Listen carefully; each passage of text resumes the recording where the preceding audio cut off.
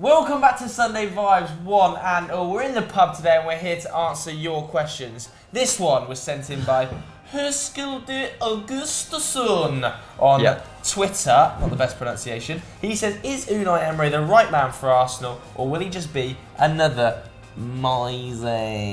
Was this inspired by your dreadful tweet? Probably. Whoever that was retweeted particularly that poor. Needs a bullet. I was quite tired at the time. But Pato, what's your opinion on big Unai? There are kind of two questions in here. Like one, he won't be another Moyes. He's a good manager. That's definitely not in doubt. The question is whether he will fit Arsenal, and that's a completely reasonable one.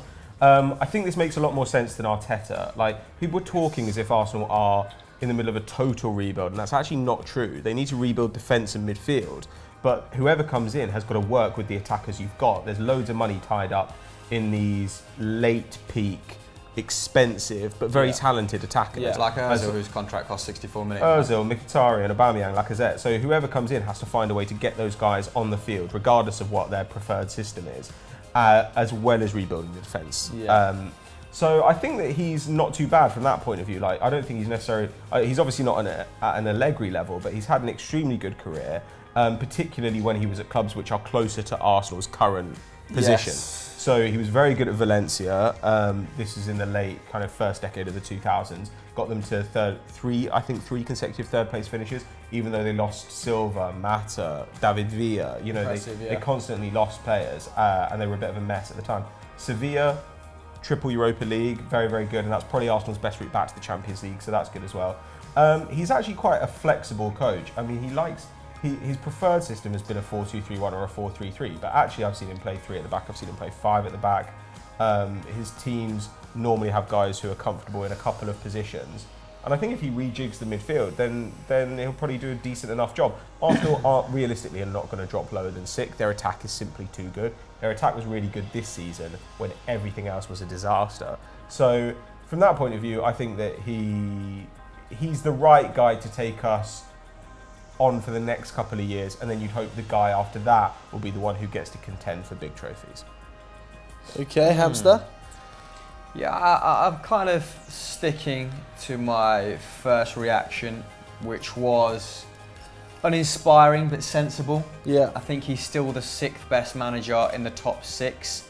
So in terms of pedigree, Arsenal are still in a very similar position as to when Wenger was there. But I do like him. Like Pato said, he did very well at Valencia against in a very tumultuous time as well. They were facing financial peril. He steadied that ship. He's already smacked up Liverpool in a UEFA Cup final. And I think his time at PSG, elements of it, facets of it, may be a little bit underrated, because I remember watching them beat Lyon in the French equivalent of the Community Shield in his first game in charge, and PSG played with much more intensity and shape and team-orientated pressing than they had in the Laurent Blanc. In fact, I think Emery's got the best win percentage of a PSG manager ever on 76%, sorry, and Laurent Blanc's is around 72. Obviously, he had the tools at his disposal to do that, but particularly in that first year, he got all these superstars buying into a different way of playing. And then in the second year, I think the players wanted to go back to a more tiki-taka orientated system, slow build-up players, a bit more laboured, and I think that kind of showed in the last 6 months. Not that he phoned it in, but I think the squad lost its identity to an extent. But yeah, like Pep Guardiola said, we have another very good manager coming to English shores, and I think it's well within his skill set, given his experience as well, to surprise us all and exceed expectations. So yeah, sensible. What I like is that he's also quite a modern manager, very willing to work with a director of football, which is going to be a huge gear change from Arsene Wenger. Did so very successfully at Sevilla with Monchi, didn't he, where they made a habit of unearthing diamonds from the second division in France, from the lower echelons of the French first division. And hopefully he'll be able to do the same with Sven Mislintat, because it's, to our understanding, there's not a huge budget to operate with, but there's a reasonable budget maybe to fix that defence and bring in a defensive midfielder, which might be someone like Steven Nzonzi, given his past experience with him. And like you've said, he needs players like that because he likes to be fluid with his systems. If he's going to, Nzonzi can drop into a back three. You need that assurity in midfield, but I think starting out in defence is going to be key for him. And he's spoken up about being the protagonist, hasn't he, Joe, and bringing a bit more pressing and joie de vivre to Arsenal. Yeah, I mean, his press conference, I was firstly really impressed with how good his English is, because a lot of the English media were like, he doesn't even speak English. I think his English is absolutely fine. I mean, it took Pochettino at least 3 seasons before he was speaking that level of English. You enjoyed the way he press said conferences. explain as well, didn't you? Explain. Explain. Yeah, explain. Wow. A couple of really interesting quotes. Yeah, I definitely thought the pressing one was very interesting. Not something necessarily that Wenger is synonymous with, so that's going to be a big shock for a lot of that Arsenal squad, actually. I think that they some need of that, them, though, don't they? 100%. I think some of them got far too comfortable over the years playing under Wenger, knowing exactly how he's going to play week in, week out, how he trains. It's going to be a shock to the system. Let's have it right. Unai is going to go very intense. Obviously, it's been well documented how much he likes his video analysis, how he edits it together himself. I think the players are going to get a bit of a shock to the system, but that's positive, right? I think Arsenal need that. They need a revamp. He's also had some quotes have emerged over the last couple of days of things he said in the past. He's openly talked about how much he likes Granit Xhaka before, so I think it's going to be interesting to see where he sees Granit Xhaka play. Is it going to be as a more disciplined DM, or maybe slightly more advanced and then bring in a DM? He's got a great track record of improving people on the training field, hasn't he? Which is for sure maybe what Arsenal need, given that you've invested big in the last couple of years. He's also talked in the past about Lucas Perez, who can come back on loan. So I think that's probably going to happen, which may see the end of another one of your forwards. I don't know whether Danny Welbeck will sustain it through the summer. Right? It's going to be pretty interesting. I do think, though, that the defensive rebuild is going to be incredibly tough this summer. Let's have it right. Sven Mislintat's first season in charge of Arsenal.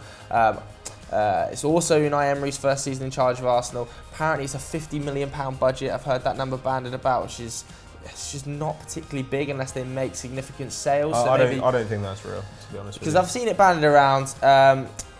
Unless they make significant sales in the likes of Aaron Ramsey, I don't think it's going to be a ginormous budget either way for Sven Mislintat. I think it'll be big enough to get the defence in. I think if you solve the midfield, that'll help a lot. Yeah. Like I think Arsenal's defensive problems have never started with the centre backs. It's always started with the midfield. They haven't had a solid central midfield for a decade now. Yeah, I think so if you resolve that, that'll help. It's a very sensible move to a point, Emery. I think Arsenal fans maybe a little bit miffed because they kind of got a little bit excited about Arteta. It's almost like the excitement of the unknown with Arteta. Yeah, they wanted a revolution. You don't know what's going to happen. Yeah, exactly. Whereas you know what's going to roughly happen with Unai. He's going to get you potentially back into the top 4, get it playing quite intense style of football, few decent additions, and work very well with the director of football. Whereas Arteta, it could have been anything. It could have been a Guardiola, or it could have been a Moyes.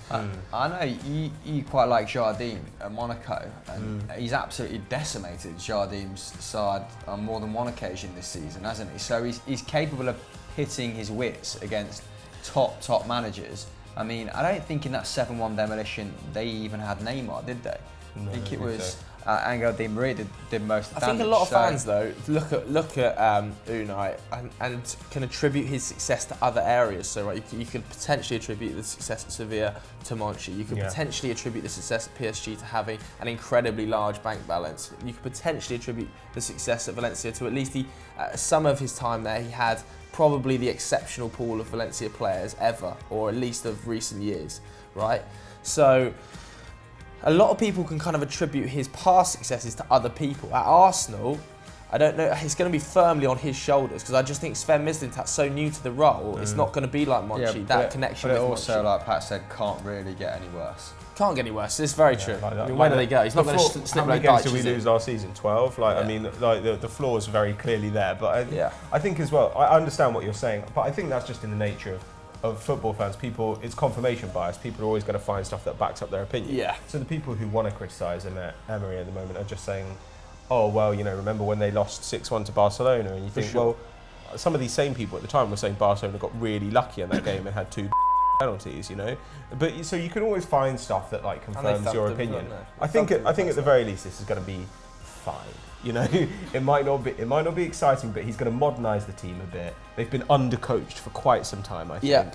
That's no longer going to be the case. And if they learn to press a bit, then I really do feel that like the next manager, we're looking at kind of 3 to 5 years. Arsenal can actually be a decent force again. Yeah. I mean, he's not the only Premier League manager that's come in this week. Obviously, Pellegrini has also arrived back on English shores from a stint in China at West Ham. What are we thinking about this move, Hamster? Yeah, I love Manuel. Old, Senator Palpatine. Let's get someone else in the league whose skin looks like it's about to melt off his face now Wenger's gone.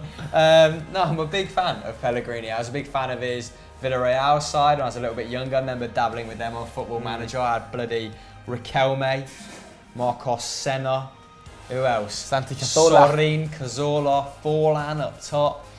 And of course, his sort of exploits in the Premier League don't really need mentioning again, but that's what we do on Sunday Vibes. So let's mention them again, because his Man City side kind of went under the radar that they outscored that exceptional Liverpool side with Luis Suarez in, who got 32 goals that season despite being banned for 8 games. 31 goals that season. I think West Ham have done extremely well to get a man of his calibre. Hopefully he brings a bit of dignity, a bit of poise to the outfit and a bit of stability, because if I'm West Ham, I really don't know who to employ at the moment. Do we go for someone that's young, that can exact a vision across the next 4 or 5 years, and then maybe face fan uproar again if we're not delivering on Champions League football, which they promised? Or you go for someone like Pellegrini, just an elderly statesman, or using all that experience to kind of maybe propel the club in the short term. They've probably made the easy decision. I imagine they're paying him a handsome amount, maybe not as much as he was making in China, but they've also promised him a bit of a war chest, haven't they? Again, they're making promises off the bat unnecessarily. I think it was it Gold or Sullivan or both of them that said they were going to spend more this summer than they ever have before. Now they can, what a entrust bargaining the money position to with enter the market with. I know, right? But, It's our open checkbook. Yeah. Help yourself. So it will be interesting to see who they bring in, see if Pellegrini still has any clout.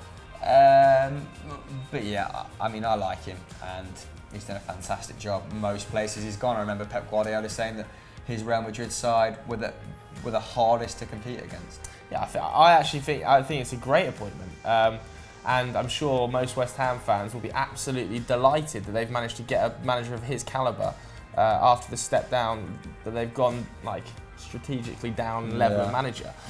So I think that Manuel Pellegrini though should be worried. I hope he knows what he's getting himself in for with this West Ham board, with the way they operate, with the transfer dealings, stuff like saying, we've got an open checkbook to the market, ridiculous. People like Jack Sullivan tweeting out the transfer dealings of who his dad's targeting and who his dad's meeting, nightmarish scenes. And I've read a couple of things this week that said Pellegrini's going to be giving full control. Yeah, this is something that he's asked for. I mean, he's getting paid like £10 million a year, and he's going to have full control of transfers, and that's an issue. I think that actually West Ham would have been better off getting Graham Potter.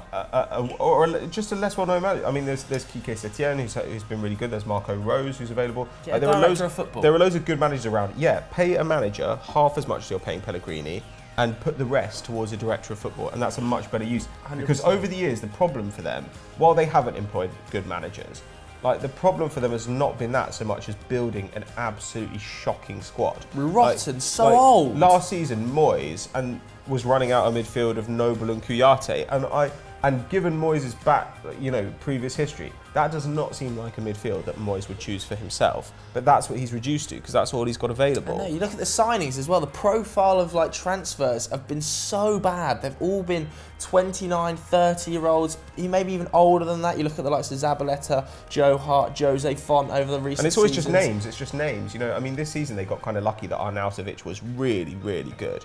But other than that, when you look around that squad, the only real talent you see is maybe Masuaku, who's quite interesting. Yeah, that's basically Lanzini's not too bad. Lanzini is good. That's a fair point. And he doesn't spit at people. But the rest is just dreadful. And I think what they need is a director of football who's going to come in and say to Gold and Sullivan, get your off Twitter, the brain dead moron. Like, never talk about how much money we've got in the market and you don't get to interfere anymore. Yeah. Just turn up in your stupid Cossack hat and just enjoy the fact that we're going to finish seventh. Because they literally they rotted the club. Was it at Birmingham they were at previously that they got Idiots, hounded a out of the pair club of there idiots. as well? Now they're getting hounded out of West Ham. They constantly sell this dream of like West Ham fans deserve better, they deserve better. And they always say than this manager. But actually what West Ham fans deserve better than is them. you. They Get deserve out of the better club. owners. But we're pretty happy with the Pellegrini appointment, I think, all in all. But what are your guys' thoughts on Unai Emery? That's what we want to know. Let us know on Twitter on the Blow Free handles. Get him a Cossack hat. Our next question was sent in by Hugh Green, and he says, Mo Salah was probably the bargain of last summer. Who is going to be the bargain of this summer? Patso, you want to lead us off? Ooh, I think that if somebody gets Christian Pulisic this summer, that might be quite good. He's had a bit of a down year, 4 goals, 5 assists. So the numbers that you're hearing for him are not what you were used to the previous summer. Plus, I think now's a good time to get in on him because Favre's about to arrive in Dortmund, and unless he plays him as a striker, Pulisic is going to have a horrible year because like Favre's wingers are primarily seen as defenders. You know, like everyone sits back and it's really a front two who kind of do everything. They're like a bargain basement Conte side. Yeah. So I think it might be a good time to get him right now. Obviously, he doesn't go to the World Cup in the summer, so he's going to have a full summer to prepare. He's not going to be tired when he turns up. Still really young, really creative, incredibly fast, great dribbler. Has always been a big chance creator and a good goal scorer. And I just think that if you were, say, an Arsenal where you had an old attack, but you needed a young, fast, wide player who was going to take over from that in a few years, he'd be good. If you're a Liverpool where you need someone to cover a variety of positions, he'd be good. If you're a Man United where you just want to spend money for the sake of it, he'd be good. Yeah. So I don't know. I think that if somebody went for Christian Pulisic this summer, I reckon they could get him for under 60 mil maybe if they're lucky. And Very lucky. And he'd be really good. Yeah, you'd have to be well lucky, I think, to get in front Yeah, of but 60 mil. but then like we say, Mo Salah last summer he was in double figures for goals and assists in Serie A. They got him for 35 million quid. That's crazy. Yeah. Before the bubble burst. Pre-bubble All burst blew it up. is. Who would you go for, Hamster? I'm going to go for a tale of two centre-backs. I'm going to go Toby Alderweireld to Manchester United. If they can get him for £30 million, I think he improves your defence tenfold. Who's going to cost? Yeah, north of that. I've heard rumours of 50. That would be ridiculous for an injury-prone 29-year-old. 75. But it does strike me as a very 80. It does strike me as a very, very Jose Mourinho signing. Someone That's who the Ed Woodward bargaining system, isn't it? in his late 20s doesn't have to integrate into the side, doesn't have to nurture, doesn't have to coach, just slots in and does the job that's expected of him. And he brings that sort of those elite passing numbers with him, which you're severely lacking at the moment. And maybe that brings out the best in someone like Eric Bailly as well, because having to develop next to one of Smalling or Jones must be a nightmare. Well, when he is getting played, like Mourinho's just benched him inexplicably. Yeah. So I'm not sure what's happened there.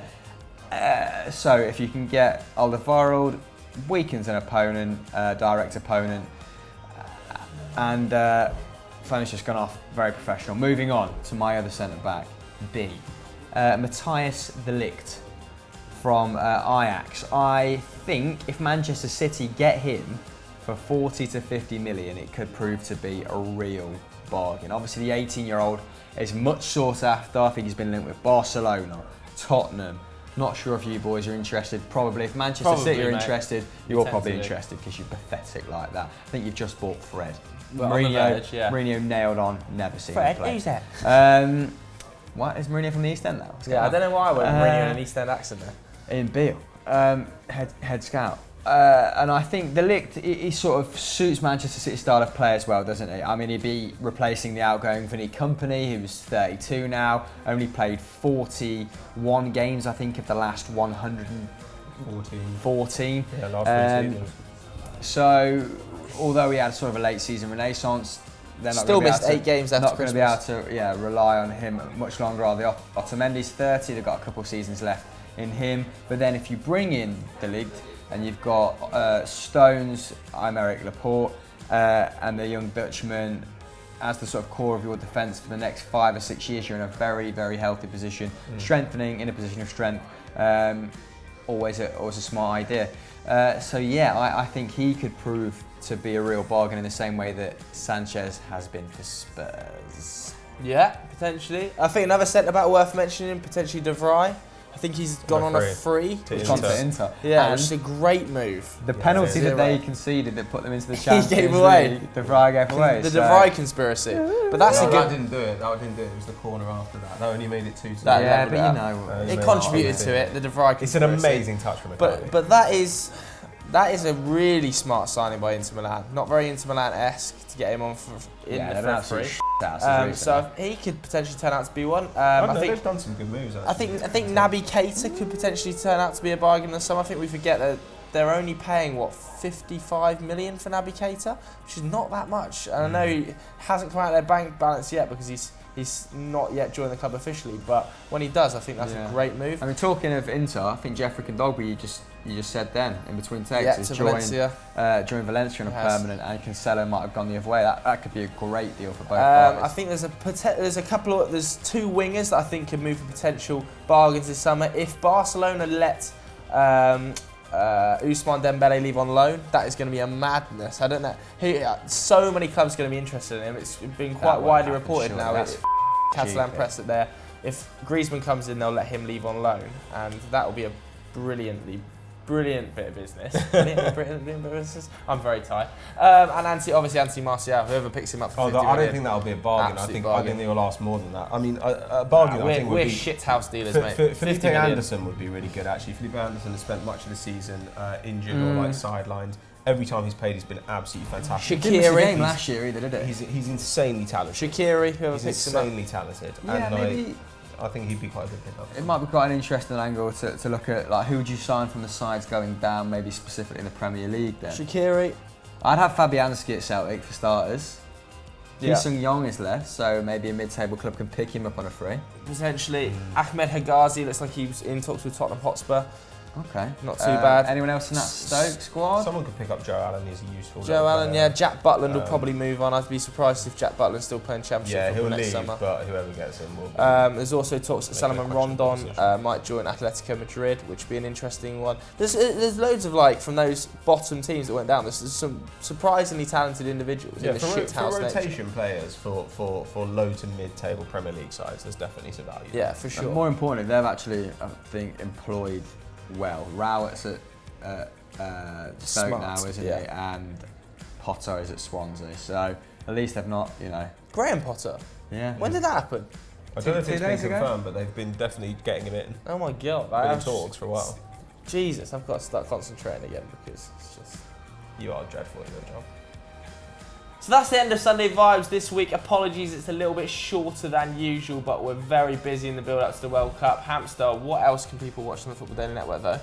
Okay, it took me by surprise. Sorry, but on Eurofootball Daily is Stat Wars, the champions that are still raging on. We're progressing into the last 8 now. Obviously, Football Daily, you've got your 10s, you've got your 11s. What else has happened of any note?